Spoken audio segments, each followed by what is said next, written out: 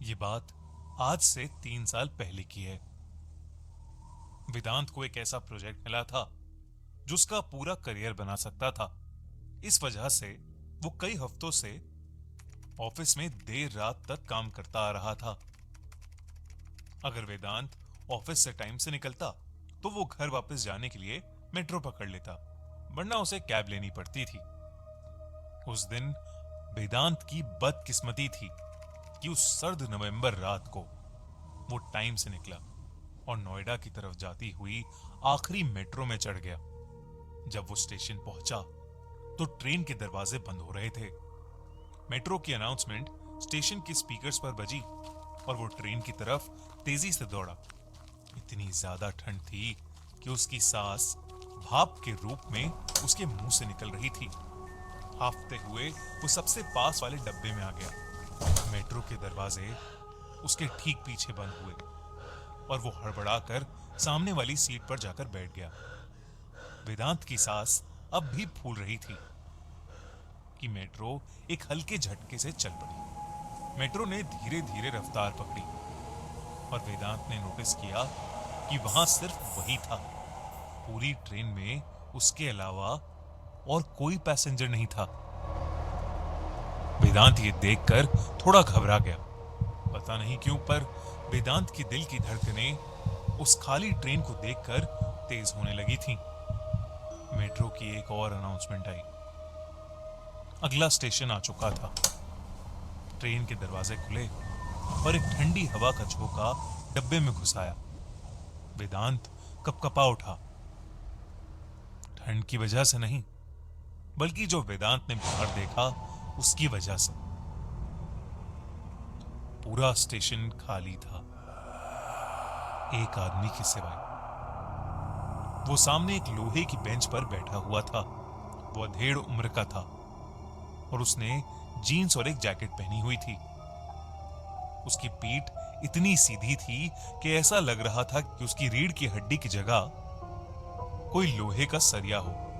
आंखें फाड़कर वो आदमी अपने सामने कहीं दूर देख रहा था, जैसे किसी ने उसको चौंका दिया हो। उसकी बड़ी बड़ी आंखें ही बहुत थीं वेदांत को डराने के लिए, पर जो देखकर वेदांत की रूह कांप उठी वो थी उसकी मुस्कुराहट। एक कान से दूसरे कान तक खिंची हुई एक बेजान मुस्कान। वो एक भयानक पुतले की तरह बिना हिले डुले बस वहीं बैठा हुआ था। ट्रेन के उस स्टेशन से निकलने तक भी वो आदमी वहां से बिल्कुल भी नहीं हिला। यहां तक कि उसने अपनी पलकें तक नहीं झपकाई। वेदांत की सांस में सांस आई और वेदांत ने अपना सर हिलाया और खुद पर हंसने लगा। उसने सोचा कि ये कोई डरने की बात नहीं थी, कोई शायद शराब पी के बैठा हुआ होगा। वेदांत ये सोच ही रहा था कि मेट्रो का अगला स्टेशन आ गया। स्पीकर से अनाउंसमेंट आई और स्टेशन की लाइटें दिखने लगी। फिर ट्रेन प्लेटफॉर्म पर रुकी।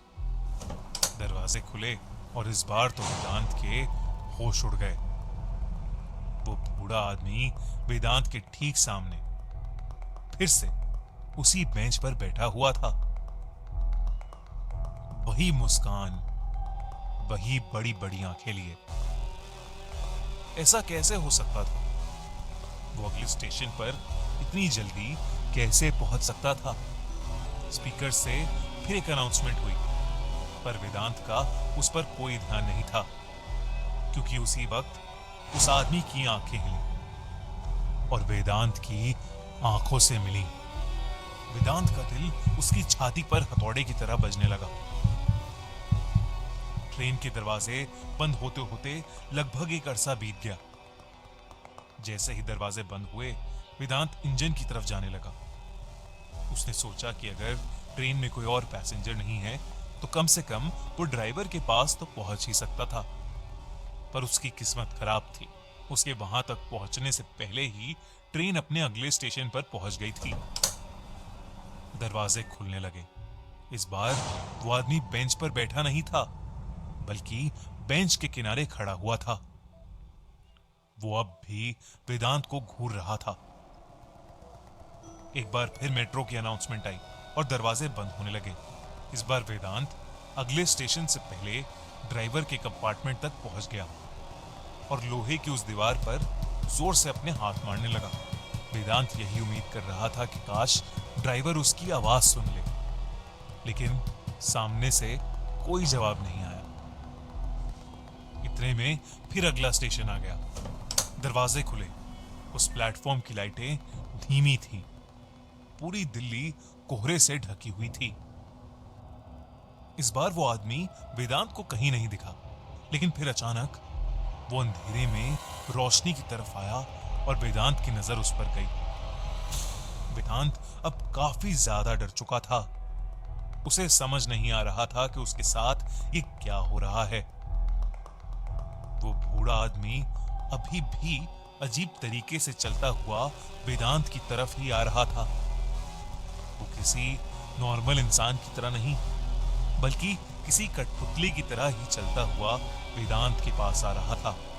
एक और कदम उसे ट्रेन में अंदर ले आता। वेदांत का शरीर अकड़ने लगा और घबराहट में उसकी एक जोर की चीख निकली। वेदांत ट्रेन के अंदर दूसरी तरफ के कंपार्टमेंट में भागने लगा। दरवाजे दोबारा बंद हुए और वेदांत को एहसास हुआ कि वो अब ट्रेन में उस आदमी के साथ बंद था। मेट्रो फिर एक बार झटके से शुरू हुई और वेदांत इस बार लड़खड़ा कर नीचे गिर पड़ा। जब वेदांत ने उठने की कोशिश की तो उसने अपने पीछे कुछ ऐसा देखा जो आज तक उसकी याददाश्त में छपा हुआ है। ट्रेन जोरों से हिल रही थी।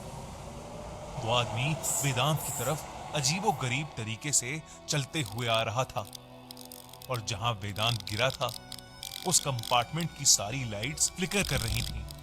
वेदांत को ऐसा लगने लगा कि उसके साथ कुछ बहुत बुरा होने वाला है।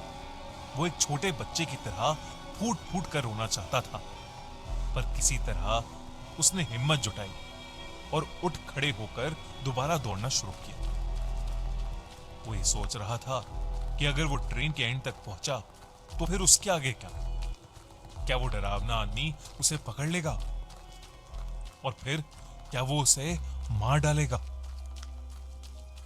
वेदांत भागते भागते आखिरी डब्बे में पहुंचा। उसने अपने साइड में देखा कि अगला स्टेशन भी आ चुका था। वेदांत ने पीछे मुड़कर देखा तो वो आदमी अब वेदांत के बेहद पास था।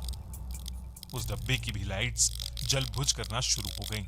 ट्रेन धीरे हुई, लेकिन मेट्रो के दरवाजे अभी भी खुले नहीं थे।